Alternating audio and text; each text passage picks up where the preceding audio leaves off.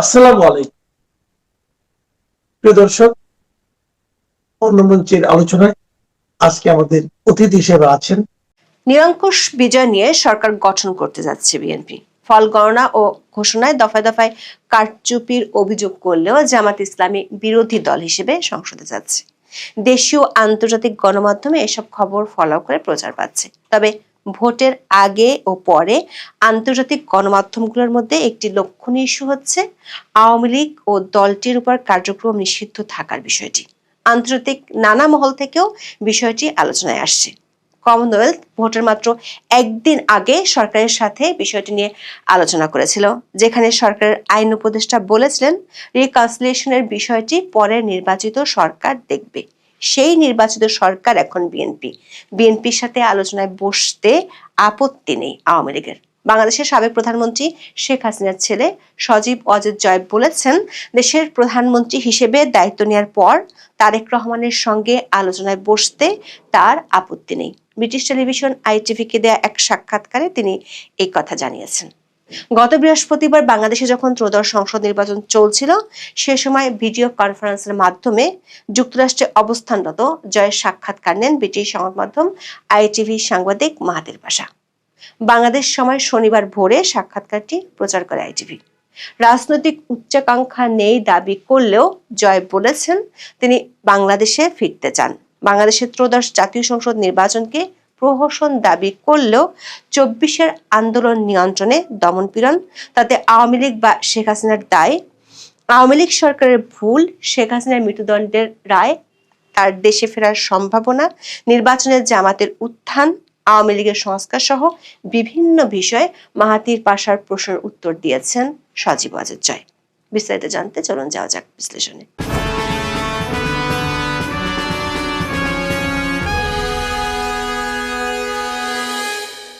বাংলাদেশের ত্রয়োদশ জাতীয় সংসদ নির্বাচনকে সজীব ওয়াজেদ জয় দেখছেন প্রহসন হিসেবে। কারণ হিসেবে দাবি করেছেন, দেশের সবচেয়ে বড় দল এবং সব প্রগতিশীল দলকে নির্বাচন থেকে বাইরে রাখা হয়েছে। তিনি বলেছেন, মূলত এমন ভাবে সাজানো একটি নির্বাচন হয়েছে যাতে সবচেয়ে বড় ইসলামপন্থী দল জামাত ইসলামী তাদের জনসমর্থনের তুলনায় অনেক বেশি প্রভাব সংসদে পায়।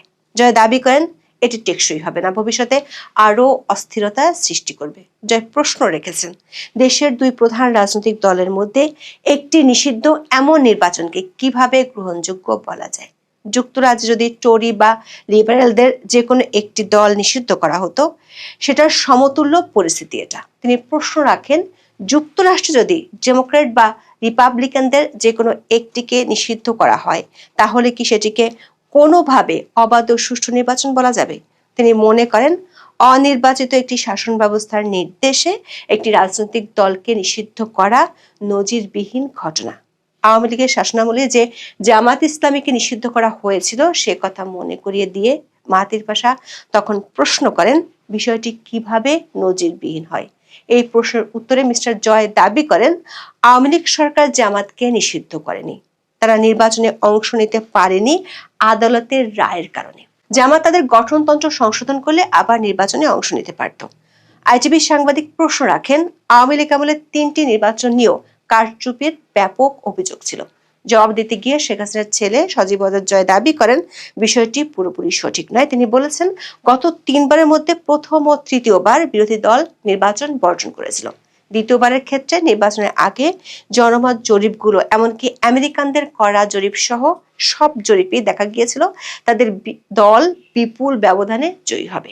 আওয়ামী লীগের নিরঙ্কুশ সংখ্যাগরিষ্ঠতা পাওয়ার সম্ভাবনা ছিল বলে তিনি দাবি করেছেন। এরপর তিনি বলেন, দুর্ভাগ্যজনকভাবে প্রশাসনের কিছু ব্যক্তি নিজেদের উদ্যোগে কিছু অনিয়ম করেছেন, সেগুলো তদন্ত হওয়া উচিত ছিল, কিন্তু হয়নি। 2014, 18 এবং 2024 সালের নির্বাচনেও বিরোধী মতকে দমন, নৌকায় সিল মেরে ব্যালট বাক্স ভরার ব্যাপক অভিযোগ আওয়ামী লীগের বিরুদ্ধে ছিল। তাহলে সুষ্ঠু নির্বাচন নিয়ে কথা বলার মতো অবস্থান আওয়ামী লীগের আছে কিনা সেই প্রশ্ন করা হয় জয়কে। উত্তর দিতে গিয়ে 2014 সালের নির্বাচন ঘিরে বিরোধী দলের জ্বালাও পোড়ার ঘটনা মনে করিয়ে দেন জয়। তিনি দাবি করেন, আওয়ামী লীগ কাউকে নিষিদ্ধ করেনি। তার ভাষায়, এটাই গত 3 নির্বাচনের সঙ্গে এবারের ভোটের মৌলিক পার্থক্য। মাহাথির পাশা প্রশ্ন করেন, গত 15 বছরের দুর্নীতি, অপহরণ, গুম, মত প্রকাশের দমনের অভিযোগ এসব বিবেচনায় নিয়ে তার কি মনে হয় না যে আজকের পরিস্থিতির জন্য আংশিকভাবে আওয়ামী লীগ নিজেই দায়ী? জবাবে জয় বলেন, না, কারণ একই ধরনের অভিযোগ বিএনপি ক্ষমতায় থাকাকালেও তাদের বিরুদ্ধে আনা হয়েছিল, অথচ এখন তাদের সেলিব্রেট করা হচ্ছে।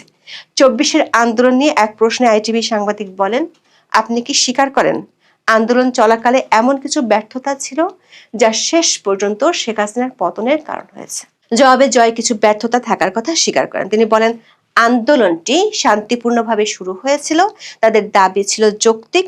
দুঃখজনক বিষয় হলো 2018 সালে আওয়ামী লীগ সরকারই কোটা কমিয়ে দিয়েছিল। কোটা সরকার পুনর্বহাল করেনি। যারা আগে কোটার সুবিধা পেতেন তাদের পরিবারের করা একটি মামলার ভিত্তিতে আদালত তা পুনর্বহাল করেছিল। এরপরই আন্দোলন শুরু হয়। সরকার শিক্ষার্থী আন্দোলনকারীদের সঙ্গে বসে কথা বলতে ব্যর্থ হয়েছিল। জয়ের দাবি, জামাত ইসলামী ওই সুযোগ কাজে লাগিয়ে সরকার পতনের আন্দোলনের দিকে নিয়ে যায়। তারাই সহিংসতা শুরু করে, আন্দোলন সহিংস রূপ নেয় এবং আবারও সরকার তা মোকাবেলায় ভুল করে। বিষয়টি এত দূর গড়ানো উচিত ছিল না। মাহাথির পাশা জুলাই হত্যাকাণ্ড নিয়ে ক্ষমা চাওয়ার প্রসঙ্গে প্রশ্ন করেন। উত্তরে জয় বলেন, জাতিসংঘ 15 জুলাই থেকে 15 আগস্টের মধ্যে 1400 নিহতের কথা বলেছে, আর সরকার পতন হয়েছিল 5 আগস্ট। তাহলে পুরো সবার হত্যাকাণ্ডের দায় কেন আওয়ামী লীগ সরকারকে দেওয়া হচ্ছে, সেই প্রশ্ন তোলেন সজীব ওয়াজেদ জয়। প্রসঙ্গক্রমে জয় বলেন, তারা দায় স্বীকার করছেন কয়েকশো মানুষের মৃত্যুর জন্য, 1400 জন নয়, কারণ তাদের প্রায় অর্ধেকই ছিলেন পুলিশ সদস্য ও তার দলের কর্মী। তবে তার মা শেখ হাসিনা কখনো কাউকে প্রাণঘাতী শক্তি প্রয়োগের নির্দেশ দেননি, শুধু যারা পুলিশ বা অন্যদের উপর হামলা করেছিল তাদের ক্ষেত্র ছাড়া। জয় জুলাই হত্যাকাণ্ডের বিচার নিয়ে প্রশ্ন তুলে বলেছেন, প্রতিবাদকারীদের হাতে সংগঠিত সব হত্যাকাণ্ডকে দায় মুক্তি দেওয়া, পুলিশ সদস্য ও সরকার সমর্থক কর্মীদের হত্যার জন্য আইনগত সুরক্ষা দেওয়া, যদি সেটিকে বৈধ বলা হয় তাহলে অতীতে যাই ঘটুক না কেন তার বিচারের প্রসঙ্গই অর্থহীন হয়ে যায়। তখন আর বিচার নিয়ে কথা বলারই বা মানে কি? যদি হত্যাকাণ্ডই গ্রহণযোগ্য হয়ে যায় তাহলে আর বিচার নিয়ে মাথা ঘামানোর প্রয়োজন কি? শেখ হাসিনার ফাঁস হওয়া অডিও রেকর্ডে তাকে আন্দোলনকারীদের হত্যার নির্দেশ দিতে শোনা গেছে বলে অভিযোগ রয়েছে। কর্তৃপক্ষের কঠোর দমন নীতির কারণে এত প্রাণঘাতী ঘটেছে কিনা সেই প্রশ্ন রাখা হয় সাবেক প্রধানমন্ত্রীর ছেলের সামনে। জয় আগের মতোই দাবি করেন, বিবিসি ও আল জাজিরা অডিও টেপের যে অংশটি প্রচার করেছে তা কেটে নেওয়ার একটি অংশ। আন্দোলনকারীদের বিরুদ্ধে কখনো প্রাণঘাতী অস্ত্র ব্যবহারের অনুমতি দেওয়া হয়নি। জুলাই আগস্টের ঘটনার জন্য মানবতা বিরোধী অপরাধে দোষী সাব্যস্ত করে আন্তর্জাতিক অপরাধ ট্রাইব্যুনাল ইতিমধ্যে শেখ হাসিনাকে মৃত্যুদণ্ড দিয়েছে। শেখ হাসিনা ভারতে নির্বাসিত জীবন কাটাচ্ছেন। তিনি যদি কখনো বাংলাদেশে ফেরেন তার সামনে কি অপেক্ষা করছে তা নিয়ে জয় উদ্বিগ্ন কিনা সেই প্রশ্ন রাখেন আইটিভি সাংবাদিক। জবাবে জয় বলেন, তিনি উদ্বিগ্ন নন, কারণ তার বিশ্বাস দেশের অন্তত অর্ধেক জনগণ এই নির্বাচনকে কখনো মেনে নেবে না। অতীতে আওয়ামী লীগ বারবার জামাত ইসলামী বা তাদের অনুসারীদের সন্ত্রাসী আখ্যা দিয়েছে, কিন্তু এবারে নির্বাচনে তারাই ছিল বিএনপির সবচেয়ে বড় প্রতিদ্বন্দ্বী। শেখ হাসিনার শাসনামলে দমন পীড়নের কারণে জামাতের এই পুনরুত্থান ঘটেছে কিনা সেই প্রশ্ন রাখা হয় সাক্ষাৎকারে। জয় তখন বলেন, প্রতিদ্বন্দ্বীহীন মাঠে খেললে পুনরুত্থান ঘটানো খুব সহজ। এখন সেটাই হচ্ছে। জামাত এককভাবে বাংলাদেশে খুব জনপ্রিয় দল নয়। বাংলাদেশের আদালত প্লট দুর্নীতির মামলায় সজীব ওয়াজেদ জয়কেও 5 বছর কারাদণ্ড দিয়েছে। এই অবস্থায় তিনি দেশে ফিরবেন কিনা বা দেশে যাওয়ার কোনো ইচ্ছা আছে কিনা জানতে চান মাহাথির পাশা। জয় বলেন, অবশ্যই এক সময় ফিরবেন। তারেক রহমান, যিনি দণ্ডিত হয়েছিলেন, তিনি এখন সম্ভাব্য প্রধানমন্ত্রী। এসব পরিস্থিতি চিরস্থায়ী হয় না। তাহলে কি জয় বলতে চাইছেন একদিন হয়তো তিনি প্রধানমন্ত্রী হওয়ার লক্ষ্যে দেশে ফিরে রাজনীতিতে নামবেন? উত্তরে শেখ হাসিনার ছেলে বলেন, তার কখনো রাজনৈতিক উচ্চাকাঙ্ক্ষা ছিল না। এমনটা বলছেন না, একসময় তিনি বাংলাদেশে ফিরতে চান। শেখ হাসিনা কখনো বাংলাদেশে ফিরবেন কিনা সেই প্রশ্নে জয় বলেন, তার কোনো সন্দেহ নেই তিনি একদিন ফিরবেন।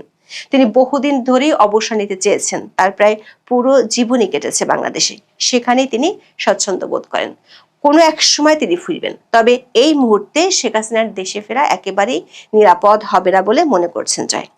আরেক প্রশ্নের উত্তরে তিনি বলেন, মায়ের ভারতে থাকা নিয়ে তিনি উদ্বিগ্ন নন, কারণ তার বিবেচনায় ভারতই এখন শেখ হাসিনার জন্য পৃথিবীর সবচেয়ে নিরাপদ জায়গা।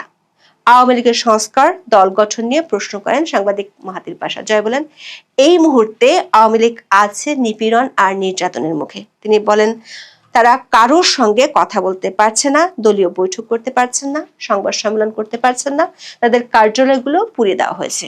কেউ কূটনীতিকদের সঙ্গে কথা বলার চেষ্টা করলেও গ্রেপ্তারের ভয়ে থাকতে হচ্ছে। তাই বর্তমান পরিস্থিতিতে আওয়ামী লীগের করার মতো কিছুই নেই। তবে পরিস্থিতি বদলাবে, সবসময় বদলায়। তারেক রহমান বলেছেন তিনি প্রতিশোধের রাজনীতির পথে যেতে চান না। সে কথা মাথায় রেখে জয় কি তাকে মামলা প্রত্যাহার অনুরোধ করবেন, এমন প্রশ্ন করা হয় জয়কে। আইটিভির এই প্রশ্নে জয় বলেন, এটা তার হাতে নেই, তিনি দেশে থাকেন না, এটা পুরোপুরি দলের সিদ্ধান্তের বিষয়।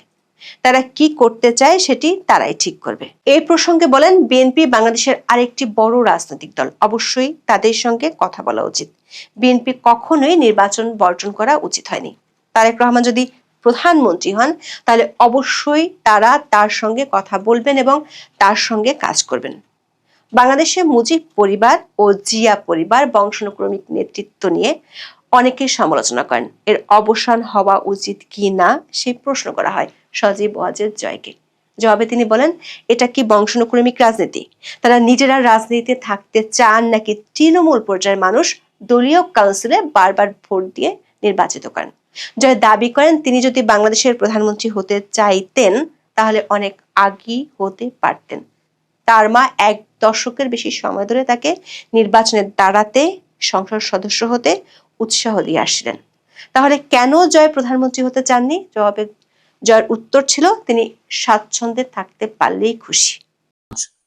ভ্যালেন্টাইন্স ডে, সবাইকে ভালোবাসা দিবসের শুভেচ্ছা। একদম শেষে দেখবেন যে রাজনীতিতে ভালোবাসার একটা ছোট্ট গল্প বলবো, সত্যি গল্প। সে পর্যন্ত সাথে থাকবেন।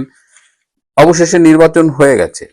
297টা আসনের নির্বাচনী ফলাফল ঘোষণা হয়েছে। নির্বাচন কেমন হয়েছে, নির্বাচনে কত শতাংশ ভোট প্রকৃতপক্ষে প্রদান করা হয়েছে, কতখানি বাড়িয়ে দেখানো হয়েছে, এতদিন রাতের ভোটের ব্যাপারে মিথ্যে কথা অপপ্রচার শুনেছি, এবার জাতি দেখলো যে রাত তো রাত, তার আগে সন্ধ্যা থেকেই কিভাবে ভোট শুরু হয়, এই বিষয়গুলো নিয়ে আপনারা জানেন। সো এই নির্বাচন নৈতিক দিক দিয়ে গ্রহণযোগ্য নয়। এই নির্বাচনের গুণগত মান কারচুপিতে পরিপূর্ণ, এটা নিয়ে কারো কোনো সন্দেহ আছে বলে মনে হয় না।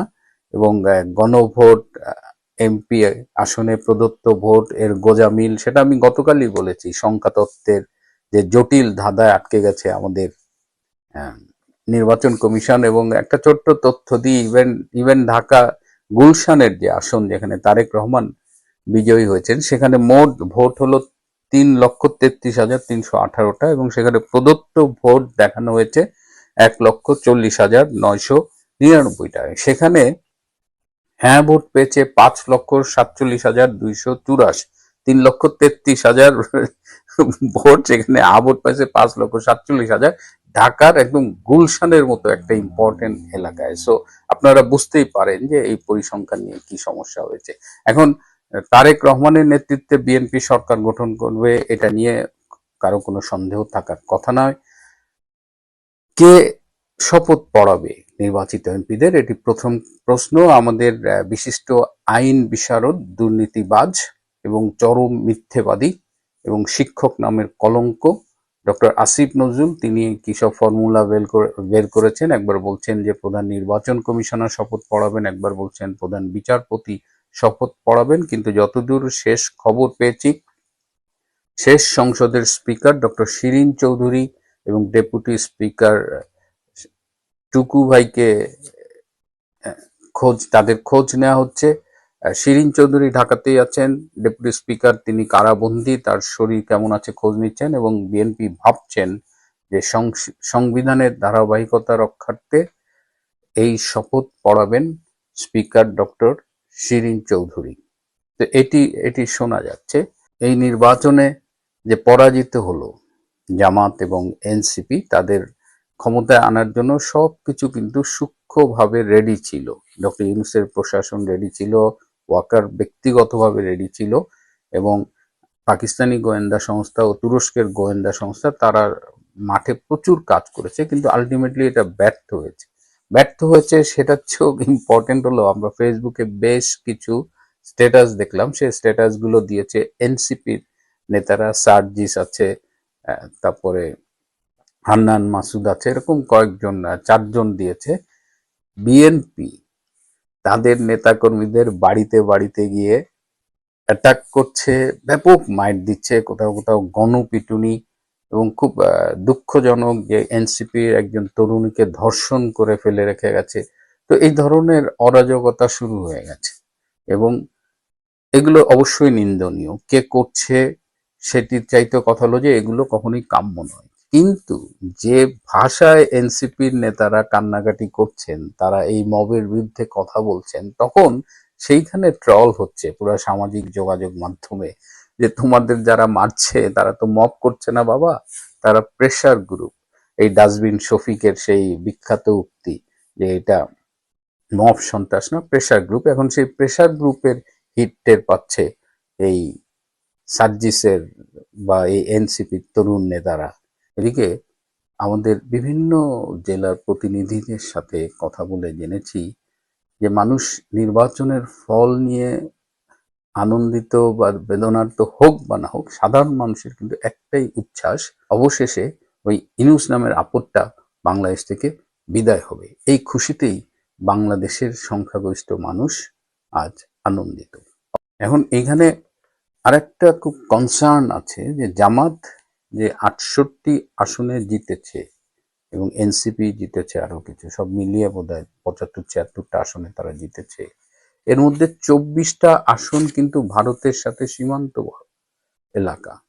এটা একটা নতুন করে উদ্বেগের জন্ম দিয়েছে, কারণ এই সীমান্তবর্তী এলাকার আসনে থেকে জামাত জঙ্গিদের নিয়ে ভারতের উপরে নতুন কোনো ঝুঁকি তৈরি করবে কিনা সেটা কিন্তু দেখার বিষয়। জামাত ইসলামী যে 68টা আসন পেয়েছে, এটাও কিন্তু itself the number is alarming. কারণ আপনি যদি এই ধরনের উগ্রবাদী মৌলবাদী দলগুলোর রাজনৈতিক ধারা বিশ্লেষণ করেন, এরা কিন্তু এই 50-60টা আসন দিয়ে শুরু করে একটা পর্যায়ে গিয়ে পায় যেটা বাংলাদেশে অকল্পনীয়। এর আগে তারা সর্বোচ্চ পেয়েছিল 18টি আসন। তারপর থেকে কিন্তু বিএনপি যদি দেশ পরিচালনায় ব্যর্থ হয় এবং বিএনপি যদি মনে করে যে আওয়ামী লীগকে পলিটিক্যাল স্পেস দেবে না, তাহলে কিন্তু আগামী সংসদে জামাত ক্ষমতায় যাবে, এটা মোটামুটি চোখ বন্ধ করে বলা যায়। কারণ সেক্ষেত্রে বিএনপি ব্যর্থ হবে নানাবিধ কারণে।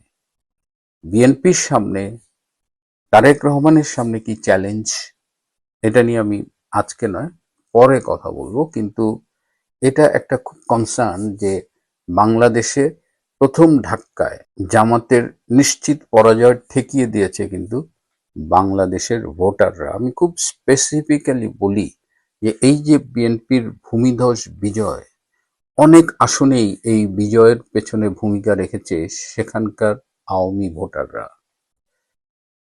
1 মাস আগেও যখন আমি আমাদের তৃণমূলের আওয়ামী লীগ ভোটারদের সাথে কথা বলেছি যে তারা ভোট বর্জন করবে না, কেউ কেউ বলেছে লোকাল কারণে তাদের হয়তো ভোট দিতে যেতে হতে পারে, কিন্তু একটা বিষয়ে মোটামুটি সবাই বলতো যে ভাই আর যাই করি যদি ভোট দিতে যাই বিএনপিকে কোনো অবস্থায় ভোট দিব না। কেন দেবেন না? কারণ বিএনপি গত 17 মাস 18 মাস যে অত্যাচার, নির্যাতন, মামলা, ধর্ষণ, চাঁদাবাজি করেছে, এই দলটিকে আর ভোট দেওয়া যায় না। এটা যখন তৃণমূল আপনাকে বলবে তখন আসলে আপনার আর তৃণমূলের কাছে কিছু বলার থাকে না।